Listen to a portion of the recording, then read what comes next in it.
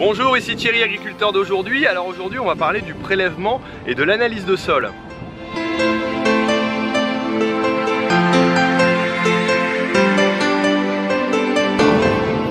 Alors lorsque l'on fait un prélèvement de sol, ce qui est intéressant de faire, c'est de déjà se placer dans une zone qui est à peu près homogène dans la parcelle. Alors pas forcément au centre, hein, mais s'il y a plusieurs qualités de terre, alors s'il y a vraiment des grosses différences, on peut faire deux analyses différentes. Par contre, sinon on peut se trouver dans un endroit à peu près moyen.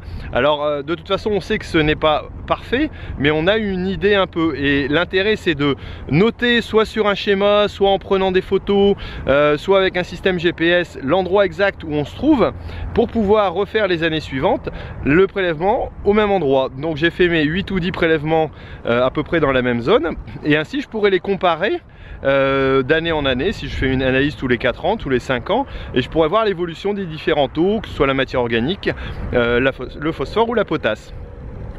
Alors je profite d'une magnifique journée d'automne pour venir dans ma parcelle donc de betterave qui a été arrachée, et puis je vais faire donc un prélèvement de sol, alors simplement avec un système de carotteuse qui me permet de faire un prélèvement d'environ 25 à 30 cm dans le sol, et donc de pouvoir en faire 7 à 8 dans toute la parcelle.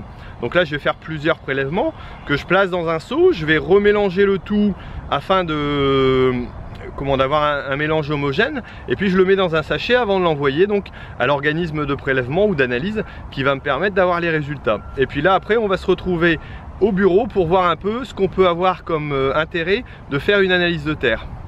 Alors ici nous voici arrivés dans le bureau et je vais vous partager mon écran afin que vous puissiez voir un résultat d'analyse donc qui a été effectué l'année dernière sur une de mes parcelles, et puis je vais vous expliquer grosso modo à quoi ça peut servir et ce que ça contient.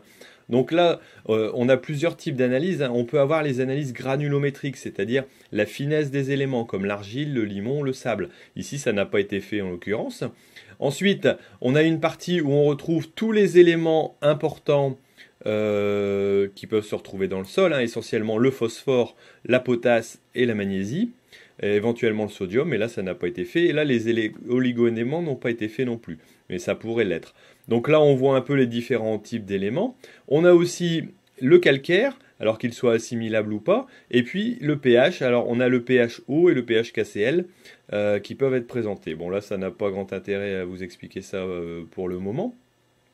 On peut avoir aussi la CEC, c'est la capacité d'échange cationique, alors ça c'est un peu plus compliqué, donc ça permet de savoir un peu si le sol est capable de pouvoir recevoir des éléments et de pouvoir les redonner par la suite. Et puis ce qui va nous intéresser peut-être le plus là-dedans, c'est de savoir pour les cultures à venir, donc on va avoir la culture prochaine, donc là en l'occurrence pour cette analyse là c'était de la pomme de terre, pour la culture d'après et encore celle d'après, des préconisations qui vont être faites. Et donc ça nous permet de dire que bon, on l'avait vu ici en phosphore par exemple, on était légèrement faible, et ben il faut complémenter en phosphore, aussi en potasse, même si on était entre guillemets satisfaisant, ça n'empêche pas que selon les calculs, il est important de pouvoir en remettre. Alors l'utilité de la chose, c'est d'éviter d'en remettre trop. Ici, par exemple, on indique les exportations de la culture, voilà, sur cette ligne-ci.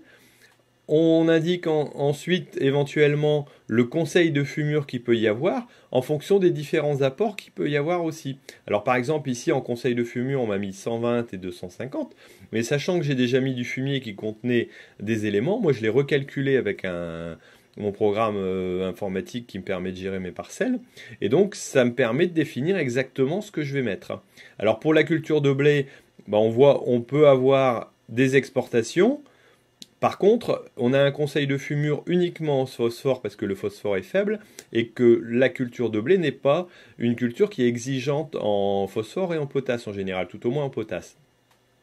Ensuite, par exemple ici, je vois que pour la culture de carotte qui elle est fortement exigeante, je vais avoir des coefficients qui peuvent se retrouver plus élevés. Alors ça va dépendre aussi des éléments que j'aurais pu mettre précédemment, et si par exemple j'ai refait un apport de matière organique au niveau de la parcelle.